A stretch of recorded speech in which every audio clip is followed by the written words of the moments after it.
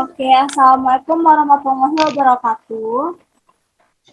Waalaikumsalam Waalaikumsalam warahmatullahi wabarakatuh. Selamat malam teman-teman sekalian. Nah, di sini kita berkumpul di ruang Zoom ini dalam rangka kita mendiskusikan materi mata kuliah akuntansi aset tentang akuntansi kewajiban. Sebelum itu, saya share screen dulu ya.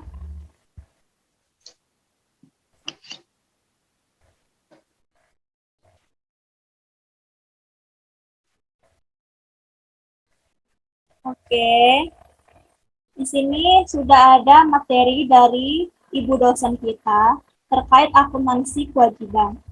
Nah, di sini itu ada 3 jenis akuntansi kewajiban. Yang pertama, kewajiban transfer jangka pendek. Yang kedua, kewajiban bersyarat. Dan yang ketiga itu kewajiban jangka panjang. Kita kan memilih materi yang kewajiban jangka panjang ya. Oke, sudah tertera nih. Nah, dari materi ini, apakah teman-teman sekalian ada yang tidak dimengerti atau ada yang ingin bertanya?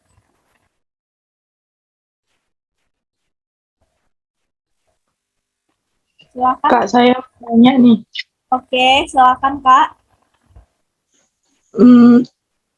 Apa sih keuntungan dari hutang jangka panjang dan mengapa perusahaan lebih memilih hutang jangka panjang dalam menjalankan perusahaannya? Oke, teman-teman ada yang bisa menjawab dari pertanyaan Kak Mira? Saya ingin membantu menjawab pertanyaan dari Kak Mira. Oke, silakan Kak. Pertanyaannya itu kan, apa keuntungan dari hutang jangka panjang dan mengapa perusahaan lebih memilih hutang jangka panjang dalam menjalankan perusahaannya? Sebenarnya, baik dalam hutang jangka panjang maupun hutang jangka pendek memiliki kelebihan serta kekurangannya masing-masing. Jadi tergantung kepada perusahaan itu sendiri ingin menggunakan sistem hutang jangka panjang atau hutang jangka pendek dalam pengoperasian perusahaannya. Nah, dalam hutang jangka panjang ini, memang terdapat beberapa keuntungan dibandingkan memakai jenis hutang lainnya. Yang pertama, tingkat suku bunga yang ada pada hutang jangka panjang cenderung lebih rendah dibandingkan dengan jenis hutang lainnya. Yang kedua, jumlah dividen yang harus dibayar perusahaan sebagai penerima utang juga lebih rendah. Dan yang ketiga, mampu mengurangi beban pajak yang dibebankan kepada perusahaan. Sebab dalam hutang jangka panjang, pemberian jangka waktu pelunasannya itu lebih lama dibandingkan dengan hutang jangka pendek. Jadi, pajak yang dibebankan kepada perusahaan juga akan lebih sedikit. Nah, pertanyaan yang kedua itu mengapa perusahaan lebih memilih hutang jangka panjang? Sebenarnya itu juga tergantung dari kebijakan masing-masing perusahaan tersebut. Tetapi pada umumnya utang jangka panjang digunakan untuk memperkuat posisi modal perusahaan. Selain itu, utang jangka panjang juga digunakan untuk meningkatkan jumlah aset perusahaan, baik dalam bentuk properti, peralatan, maupun investasi. Saya kira itu saja jawaban dari saya. Apakah Kak Mira bisa menerima atau teman-teman ada yang ingin menambahkan?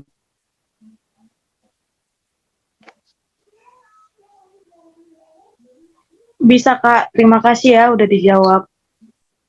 Sama-sama Kak. Oke, terima kasih Kak Dewi atas jawabannya. Kemudian teman-teman apakah ada yang ingin tanyakan lagi terkait materi ini? Di sini saya mau bertanya nih ya, kan dalam materi yang diberikan Ibu ini kan tentang hutang jangka panjang. Di sini kan contohnya tuh cuma hutang hipotek. Apakah dalam hutang jangka panjang itu cuma ada hutang hipotek atau ada contoh lainnya selain hutang hipotek ini? Mungkin teman-teman sekalian ada yang bisa menjelaskannya. Terima kasih. Oke, kalau terkait itu, saya sudah menyiapkan materi lainnya tentang macam-macam kewajiban jangka panjang selain hutang hipotek ini. Baik, saya akan stop share dulu, kemudian saya share screen lagi ya.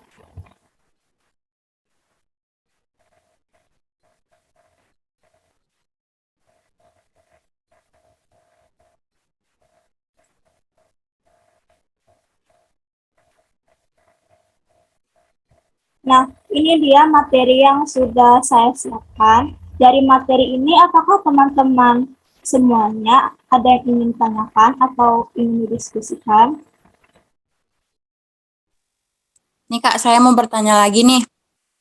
Eh, di sini kan di materi kita ada utang obligasi ya. Mengapa utang obligasi itu dikategorikan sebagai utang jangka panjang? Terima kasih. Oke, apakah ada yang bisa menjawab pertanyaan dari Kak Misi? Saya mau nyoba jawab pertanyaan dari Kak Misi. Oke, Mengapa utang obligasi dikategorikan utang jangka panjang? Jadi gini, secara sederhana, obligasi dapat kita pahami sebagai surat utang yang diterbitkan baik oleh pemerintah maupun swasta dengan tingkat bunga tertentu yang dapat diperjualbelikan. Obligasi juga dapat diartikan sebagai surat utang berjangka waktu lebih dari 1 tahun dengan tingkat suku bunga tertentu yang dikeluarkan perusahaan untuk menarik dana dari masyarakat guna menutup pembiayaan perusahaan. Nah, utang obligasi ini timbul karena penerbitan surat-surat obligasi yang dapat mendatangkan sejumlah dana yang dibutuhkan perusahaan. Dalam surat obligasi, umumnya tercantum nominal utang, tanggal pelunasan, bunga per tahun, dan ketentuan-ketentuan lain sesuai dengan jenis obligasi yang disepakati oleh peminjam dan pemberi pinjaman. Itu aja yang saya jawab dari pertanyaan Kak Misi. Apakah bisa diterima, Kak? Bisa Kak, terima kasih ya Kak ya. Iya, Kak. Oke, terima kasih Kak Mira yang sudah menjawab pertanyaan dari Kak Misi. Kemudian ini ada slide berikutnya tentang utang obligasi. Nah, dari materi ini apakah teman-teman ada yang tidak mengerti atau ada yang ingin ditanyakan? Saya persilakan. Ini boleh dibaca dulu nggak? Soalnya kan kita nih baru masuk, baru macam-macamnya. Oke, akan saya baca ya. Bond atau utang obligasi. Bond biasanya berasal dari bunga utang wesel ditahan yang pada umumnya dikeluarkan oleh sebuah perusahaan, lembaga tinggi, maupun agen pemerintahan. Sehingga banyak menarik investor seperti halnya saham biasa yang dijual dengan jumlah kecil, yang biasanya itu dalam ribuan dolar. Nah, bond dan perusahaan ini mendatangkan keuntungan dan juga tidak. Di antara keuntungan bond ini tidak adanya pengaruh dari kontrol pemegang saham, penyimpanan pajak, dan pendapatan atau keuntungan yang diperoleh akan lebih besar. Sedangkan kerugiannya itu bunga yang harus dibayar sesuai periode yang dipakai. Dan basic nilai akan dibayar itu waktu jatuh tempo. Nah, seperti itu sih di sini materinya. Pertanyaannya apa, Bang? Jadi gini, pertanyaannya, apakah hasil yang diterima dari obligasi akan selalu lebih rendah dibandingkan nilai nominal obligasi saat suku bunga kontrak lebih rendah dari suku bunga pasar? Terima kasih. Oke, pertanyaan ini akan saya jawab ya. Nah, kita ini kan di materi ini kan dalam sudut pandang investor nih. Nah, jadi jawabannya itu salah satu keunggulan obligasi bagi investor itu adalah mendapatkan pendapatan tetap berupa bunga atau kupon yang dibayarkan secara periodik dan pokok utangnya ketika jatuh tempo. Nah, jadi suku bunga obligasi itu berlawanan nih dengan suku bunga pasar. Contohnya, ketika kita jual obligasi dengan suku bunga 10%, berarti kan tiap bulan yang udah ditentukan itu si investor bakal dapat bunga yang segitunya aja sampai waktu jatuh tempo obligasi. Nah, sedangkan suku bunga pasar itu kan bisa berubah-ubah kan. Nah, bisa lebih tinggi dan juga bisa lebih rendah. Nah, jika suku bunga pasar lebih tinggi, investor itu cenderung ya simpen uangnya di bank aja gitu daripada beli obligasi. Makanya itu ketika jual obligasi, ketika suku bunga pasarnya tinggi, kebanyakan itu investor mau beli obligasinya itu dengan harga diskon. Dan juga sebaliknya nih, kalau suku bunga pasar rendah, pasti investor itu bisa beli obligasi dengan harga premi. Segitu aja sih jawaban saya terkait pertanyaan Abang. Apakah bisa diterima, Bang? Hmm, Ya, bisa diterima. Terima kasih, Kak. Oke, sama-sama, Bang. Kemudian terkait slide berikutnya, dari materi ini, apakah ada yang ingin ditanyakan, teman-teman?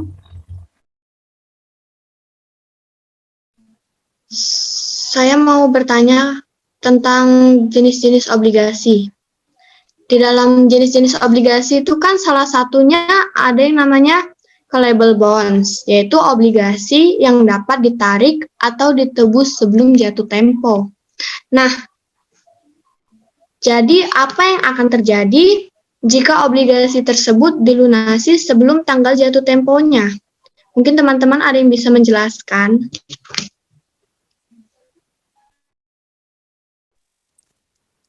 Saya mau menjelaskan ya sedikit ya dari pertanyaan Kak Dewi Sinta. Oke. Jadi dalam beberapa kasus perusahaan ini melunasi utang jangka panjangnya sebelum tanggal jatuh tempo. Jadi jumlah pembayaran dari pelunasan sebelum jatuh tempo termasuk semua premi pembayaran dan biaya reakuisisi disebut harga reakuisisi atau harga perolehan kembali. Jadi dalam tanggal tertentu nilai buku bersih yang tercatat dalam obligasi adalah jumlah utang pada saat jatuh tempo.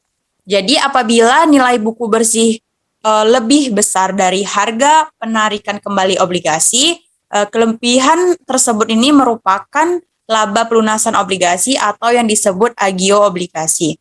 Sebaliknya, jika harga reakuisisi lebih besar dari nilai buku bersih obligasi, maka akan timbul rugi pelunasan obligasi atau yang disebut disagio obligasi. Segitu aja Kak menurut saya. Apakah Kak Dewi Sinta memahaminya? Terima kasih. Atau dari teman-teman sekalian ada yang mau menambahkan? Jadi kalau misalnya yang muncul di sagio atau rugi obligasi, berarti perusahaan harus membayar lagi atau bagaimana?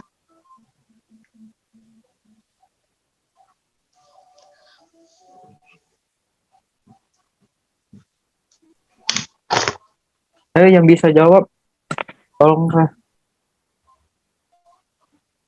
Ya, teman-teman yang lain, apakah bisa menjawab pertanyaan dari Kak Dewi ini?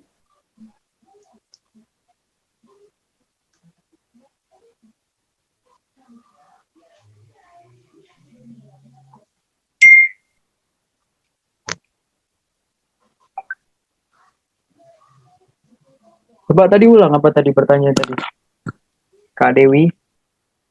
Jadi, tadi kan bisa muncul agio atau disagio obligasi. Jadi kalau misalnya yang muncul itu disagio atau kerugian obligasi, berarti perusahaan tersebut harus membayar lagi kerugian tersebut atau bagaimana ya?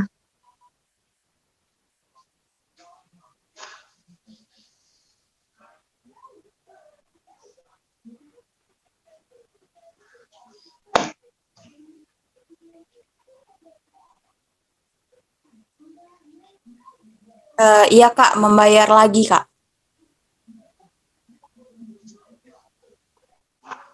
Oh, jadi karena dia yang muncul kerugian, jadi perusahaan harus membayar lagi gitu ya, Kak? Iya Kak. Oke, makasih ya, Kak. Iya Kak, sama-sama. Oke, terima kasih Kak Miss yang sudah menjawab pertanyaan dari Kak Dewi. Nah, kemudian saya mau bertanya nih.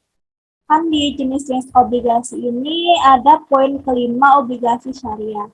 Nah, apa sih yang dimaksud dengan obligasi syariah ini? Apakah teman-teman ada yang bisa menjawabnya?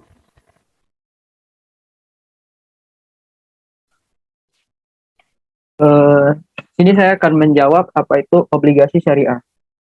Obligasi syariah atau suku adalah pernyataan utang dari instansi penerbit kepada pemegang obligasi, beserta janji untuk membayar kembali pokok utang dengan disertai kupon bunganya saat jatuh tempo pembayaran. Namun, penerapannya mengikuti ketentuan syariat. Terima kasih, cuma itu saja dari saya. Apakah bisa diterima, Kak? Oke, Bang, bisa saya terima. Terima kasih atas jawabannya. Oke. Jadi itu penerapannya cuma bisa mengikuti ketentuan syariat ya. Oke, oke. Ketentuan syariatnya itu seperti apa, Bang, kira-kira? Ketentuan syariatnya tuh kayak mana ya? Dia kan itu biasa kalau misalnya di biasa-biasa bunga tuh kan dibayar pakai bunga berapa persen. Kalau syariat tuh gimana ya ngomongnya? Kayak syariat.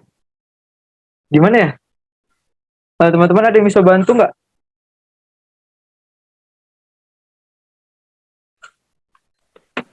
Teman-teman yang lain, apakah bisa dibantu jawabannya?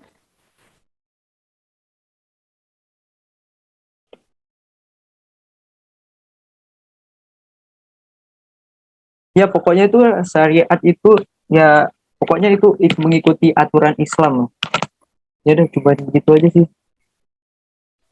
Oke, makasih ya, Bang, jawabannya. Ya sama-sama. Oke, dari materi ini, apakah ada yang belum dimengerti, teman-teman? Kak, bisa buka materi Ibu tadi, soalnya kan ada contoh soal, itu bisa kita bahas bersama, Kak, gitu. Oke, sebentar ya. Oh tunggu dulu, ini kan ada soal apa nih? Yang tentang apa? Ini tentang obligasi nih. Sama ya kayak ibu itu. Eh, Kayaknya beda deh, soalnya ibu kan cuma hutang hipotek aja kan. Di sini pun juga Oh ada iya. sih materi hipotek. Jadi kita mau bahas yang mana dulu nih? Yang dari materi ini apa dari ibu dulu? Materi ini aja dulu, Kak, biar nggak bolak-balik. Nanti yang kedua baru materi punya Ibu. Oke, berarti ini kan slide-nya kan tentang obligasi kan. Jadinya di sini ada contoh soal. Saya bacain ya. Pada tanggal 1 Januari 2012, PT ABC menerbitkan obligasi senilai 8 juta rupiah. 8, ini 8 miliar ya? Iya ya 8 miliar. 8 miliar. 8 miliar rupiah, bunganya 9%, jangka waktu 20 tahun. Pembayaran bunganya setiap tanggal 1 Juli dan 1 Januari. Nah, diminta itu buat jurnal untuk mencatat penerbitan obligasi dan untuk pembayaran bunga obligasi. Nah, ini dia jawabannya. Di sini ada yang bisa kita diskusikan nggak? Atau ada yang nggak mengerti, teman-teman?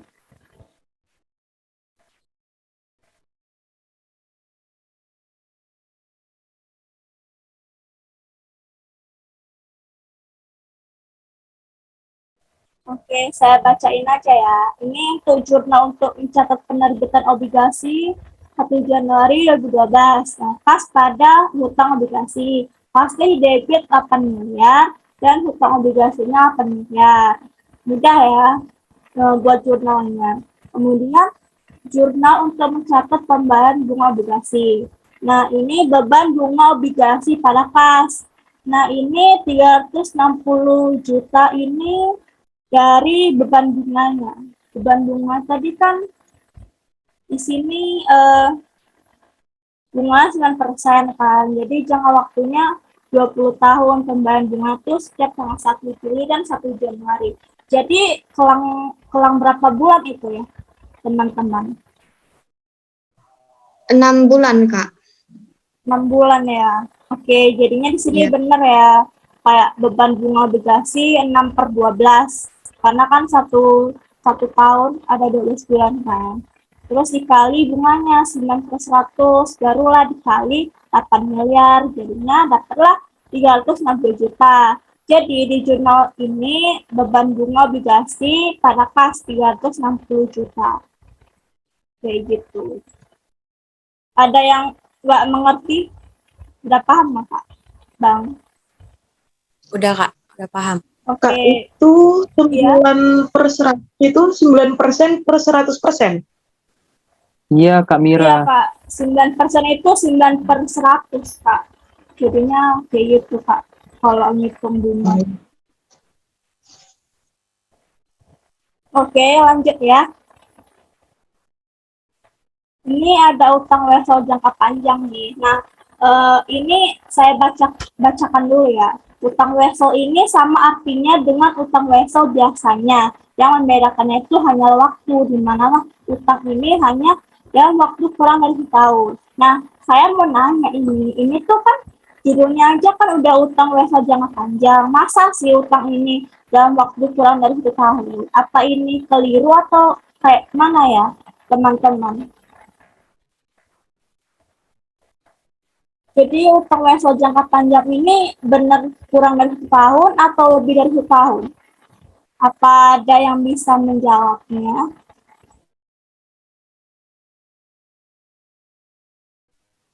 Kalau menurut saya sih ini mungkin menjelaskan tentang utang wesel. Biasanya kan memang utang wesel itu ya jangka pendek kurang dari 1 tahun, tapi ini dia utang wesel di jenis jangka panjang. Jadi ya mungkin ini ada kesalahan penulisan mungkin, Kak. Oke, Ini yang Iya, versi Kak. jangka Oh, enggak, panjang. gini, saya ingin nambahin sedikit nih. oke, Iya, oke, emang utang wesel silakan. itu kan utang jangka pendek dengan jaminan tertentu tanpa syarat, tercantum dalam perjanjian tertulis. Ya udah, Berarti itu cuma itu udah doang sih. kurang dari 1 tahun ya? Iya, Kak, aku mau nambahin nih, Kak. Oke, silakan, Kak. Kalau misalnya dia kurang dari 1 tahun, itu dia biasanya jangka pendek ya, Kak ya. Tapi kalau misalnya dia ini mungkin ini salah penulisan, Kak. Karena jangka panjang ini dia biasanya lebih dari 1 tahun, Kak. Menurut saya sih kayak gitu ya, Kak ya. Oh, berarti semuanya sependapat lah ya. Berarti ini kesalahan penulisan. Iya, Kak. Iya, Kak, salah penulisan. Oke, Iya, kita masuk ke Tunggu, kalau misalnya salah penulisan kan berarti macam-macamnya itu kan ada utang wesel. Berarti salah dong. gimana? Kan Bisa utang wesel ini diulangi? kan utang wesel ini kan jangka panjang, jangka pendek. Oh iya. Jadi yang tadi macam-macam jangka panjang tadi kan ada utang wesel. Berarti salah dong. Enggak, ini kan dia hutang weselnya yang jangka panjang gitu. Kan hutang wesel itu ada yang jangka pendek dan jangka panjang. ada dua, ya. Oh, berarti dia Iya, ada iya. dua ya. Iya, ini Iya. ada 2 gitu. Ya duanya tuh gimana? Maksudnya Ya di Membedakan. kemungkinan ini pengertian yang jangka pendek. Mm-mm. Di sini tuh iya kan dia salah penulisan. Yang keliru nih. di sini tuh utang wesel biasanya yang membedakan hanyalah waktu. Oke, jadi kalau menurut saya sih ini tuh memang salah penulisan sih. Dan ini pengertiannya itu untuk yang jangka pendek yang biasa. Kan utang wesel ini kan sama artinya dengan utang wesel biasanya kan. Berarti emang ini salah penulisan gitu. Berarti dia yang membedakannya hanyalah waktu. Iya gitu. Jadi yang utang wesel biasa itu jangka pendek biasanya kurang dari 1 tahun ya kan. Kalau yang jangka panjang ini lebih dari 1 tahun, namanya udah juga panjang gitu. Jadinya lebih dari 1 tahun gitu. Oke, terima kasih. Oke, kita lanjut ke contoh soal ini ya. Saya baca nih, pada tanggal 31 Desember 2010, PT ABC meminjam uang sebesar 60 juta dengan menarik promes dengan bunga 12%. Promes tersebut akan dilunasi dengan 6 kali angsuran tahunan. Diangsur setiap tanggal 31 Desember. Nah, jurnal itu untuk mencatat transaksi di atas dan juga mencatat angsuran pertama. Nah, saya mau nanya ini promes ini maksudnya apa ya? Ada yang bisa jelaskan?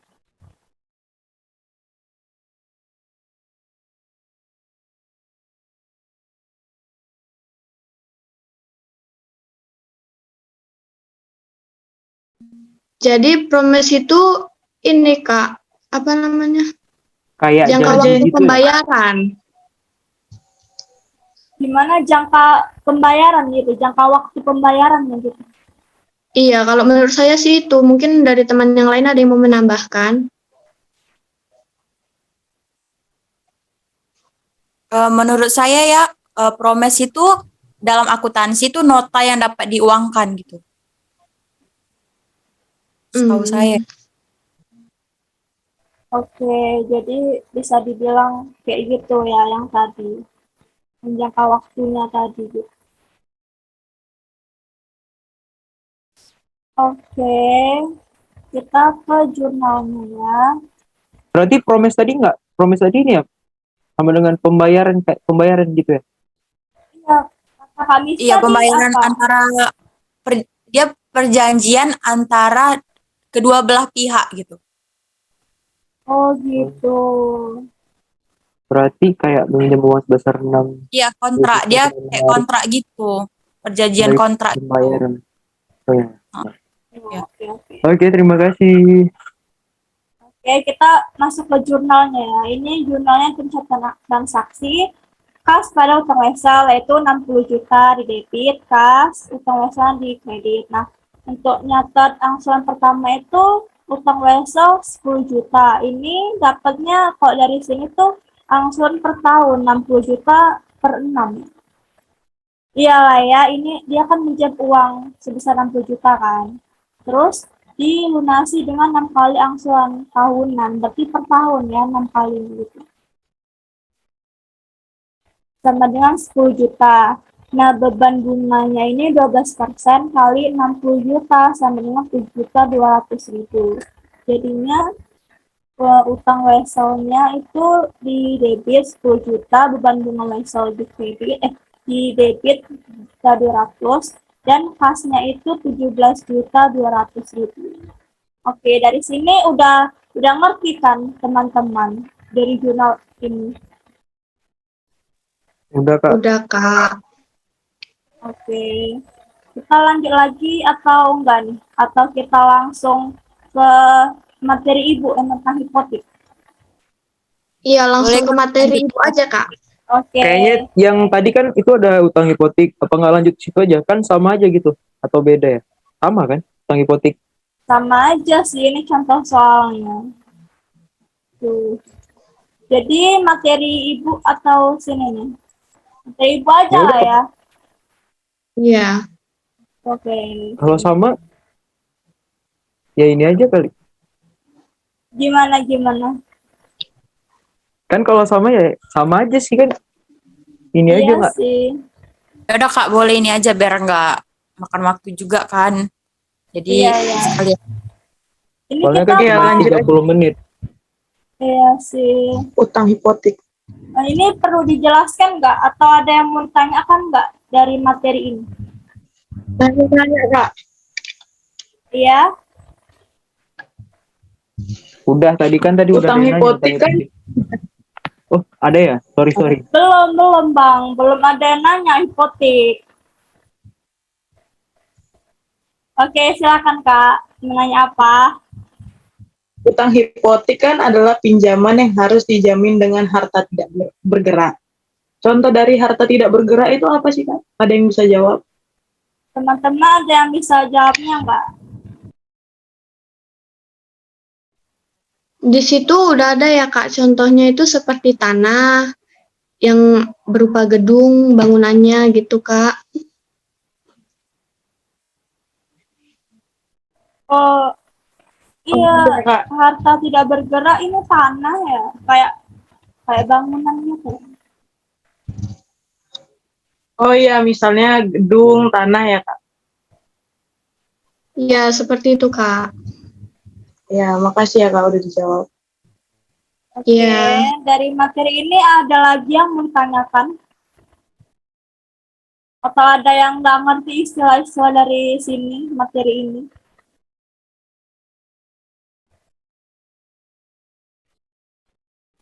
Nggak ada, Kak. Udah.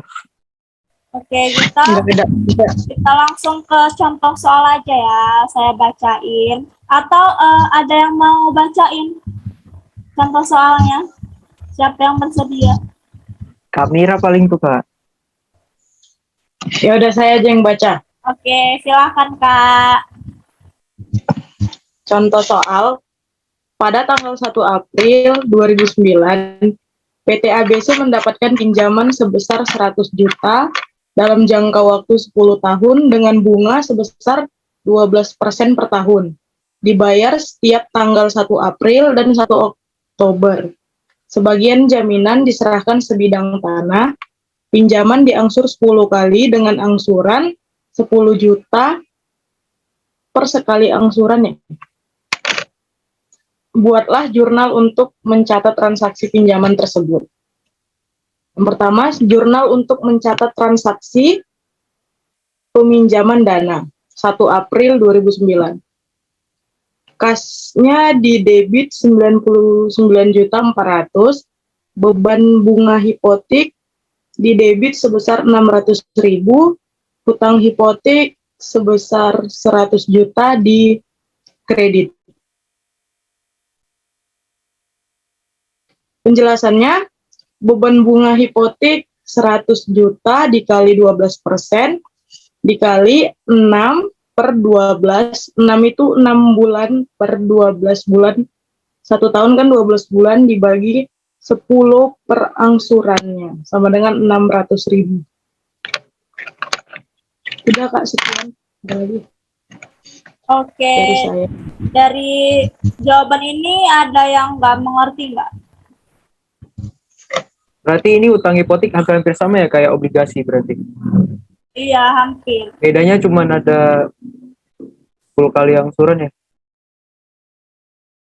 Gimana? Bedanya cuma ada kan ini dibagi, kan dia tadi 10 kali angsuran. Iya, Jadi itu dibagi. Ya udah itu aja sih. Kan hampir sama.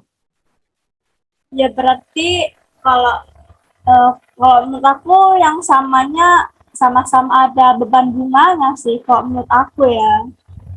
Ya kan? Iya, yang membedakan kan cuman itu, yang 10 kali angsuran itu. Yang membedakan apa sih Kak? Apa memang angsurannya itu memang udah ditetapkan atau gimana gitu? Sama Ya, yang Kak. Ada Ya yang udah, bisa kan jawab? yang angsurannya kan udah ditetapkan, udah dijelasin gitu di contoh soal. Pinjaman diangsur 10 kali dengan angsuran 10 juta per angsuran. Ya udah. Ya, kalau menurutku sih Kak, ini tergantung perjanjian dari masing-masing perusahaan tersebut, yaitu iya Kak jangka maksudnya. waktunya mau berapa gitu. Oh, jadi yang Oh. pembedaan yang lebih spesifik gitu apa gitu Kak? Kalau misalnya kita lihat contoh soal lah, ini termasuk ini gitu. Kalau menurut saya sih, kalau ini apa ya, hipotek ya. Kalau hipotek ini ada jaminannya gitu. Kalau menurut saya sih, kalau yang lain itu nggak ada jaminannya. Atau saya Iya tadi keliru ada ya? jaminan. Ya. Emang Tadi jaminannya ada apa? jaminan Oh iya, tanah. iya. Oh iya, oke. Sorry. Jaminan tanah tadi ya Kak? Semakin lama dia bunganya semakin. Iya, Iya. iya kan. Hipotek ini Oh iya, dia iya. dia harus ada jaminannya gitu ya. Itu yang membedakannya itu kali ya. Coba Kak lihat penjelasan tadi Kak yang hipotek. Biar ini. Hipotek ya, bentar ya. Nah, pinjaman yang harus dijamin dengan harta tidak bergerak. Oke, berarti Oh iya. emang benar. Harus ada jaminannya gitu, kayak tanah, gedung, kayak gitu. Iya Kak. Oke.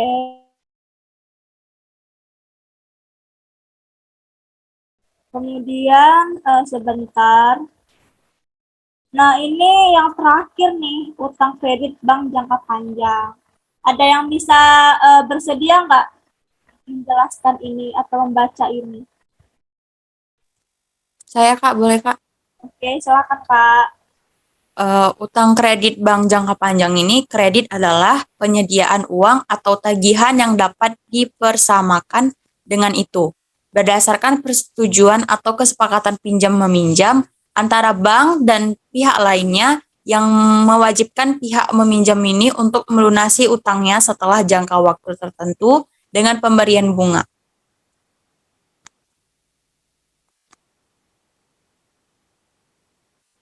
Oke, itu dia penjelasan dari utang kredit bank jangka panjang. Di sini ada yang nggak ngerti nggak? Ngerti Kak. Oke, kita lanjut ke contoh soal aja ya. Nah, ini siapa sih yang bersedia nih baca contoh soalnya?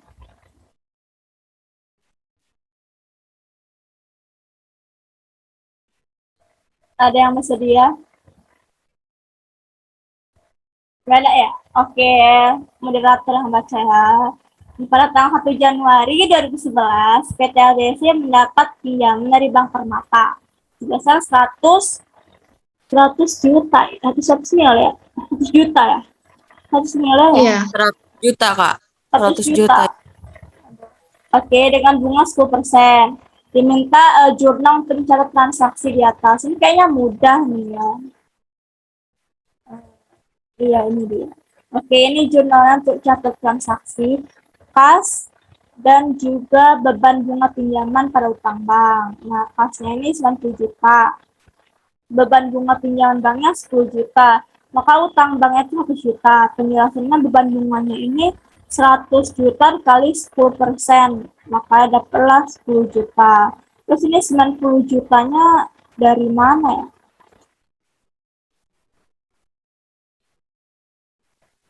Berarti Kak yang 90 Oh, jutanya bukan itu itu, Kak. Karena beban pinjaman bunganya itu, bersihnya, Kak. kan? Heeh. Iya, ini beban bunga pinjaman kan 10%. Ya udah dikalikan aja. Dikurangkan dikali. Oh, berarti kayak kita harus nyari dulu nih, harus nyari tahu dulu beban bunga pinjaman bank itu berapa gitu, baru kita kurangi sama kita minjam gitu ya. Iya, Kak. Berarti kalau gitu pinjaman bersih perusahaannya cuma 90 juta ya? Iya, Tunggu. Yang Kok 1 juta iya bebannya? sih kok 90? iya mungkin ini Iya. kali ya yang Seharusnya kan membedakan. 110 juta kan? Ya nggak sih? Enggak lah, 100 Enggak. juta itu dia udah sama bunga 10%, berarti dia pinjaman bersih perusahaannya cuma 90 juta, 10% itu Juta. Iya, Oh, bebannya. berarti itu 100 juta itu udah termasuk sama bunga. iya. Ya. Iya. Oh. Oke, berarti sampai sini udah pada ngerti lah ya. Ya, Kak. Udah, Kak. Iya, Kak.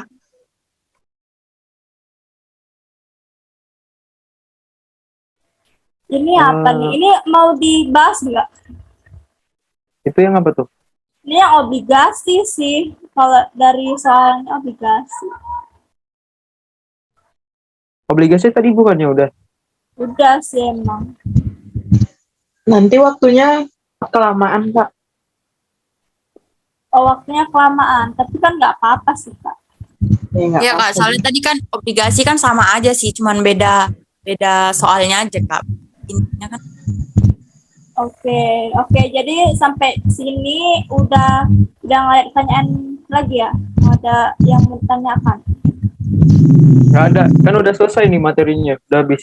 Jangka panjang. Iya. Nggak ada, Kak. Oke, kalau gitu aku stop share dulu ya. Oke, jadi saya tarik kesimpulan nih ya, sebentar ya. Jadi kesimpulannya itu dari materi kita, itu hutang jangka panjang digunakan untuk menunjukkan hutang-hutang yang pelunasannya akan dilakukan dalam waktu lebih dari setahun, atau akan dilunasi dari sumber-sumber yang bukan dari kelompok aktiva lancar. Nah, apabila perusahaan membutuhkan tambahan modal kerja, tetapi tidak dapat melakukan emisi saham baru, dapat dipenuhi dengan cara mencari utang jangka panjang. Nah, dalam hal sulit mencari utang yang jumlahnya besar, dari satu sumber perusahaan dapat mengeluarkan surat obligasi. Surat obligasi inilah yang akan dapat dijual bila reputasi perusahaan cukup baik dan dipandang akan tetap berdiri selama jangka waktu beredarnya obligasi tersebut. Nah, harga jual obligasi ini kan tergantung pada tarif bunga obligasi. Semakin besar bunganya, harga jual obligasi tersebut akan semakin tinggi, dan sebaliknya, semakin rendah tingkat bunga obligasi, harga jualnya akan semakin rendah pula. Nah, pengeluaran obligasi dari suatu perusahaan inilah yang dapat dilakukan dengan cara penjualan langsung atau melalui lembaga-lembaga keuangan. Seperti itu sih kesimpulan dari saya yang dapat saya tarik dari diskusi kita malam ini. Apakah ada yang mau ditambahkan dari teman-teman sekalian? Nggak ada, Kak. Enggak ada. Nggak ada, Nggak cukup, oke.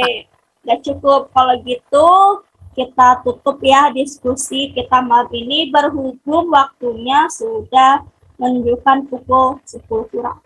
Oke. Sekian dari diskusi Zoom kita malam ini. Semoga waktunya cukup ya. Oke, saya akhiri wabillahi taufiq wal hidayah. Wassalamualaikum warahmatullahi wabarakatuh. Selamat malam teman-teman. Waalaikumsalam warahmatullahi wabarakatuh. Selamat malam, Kak.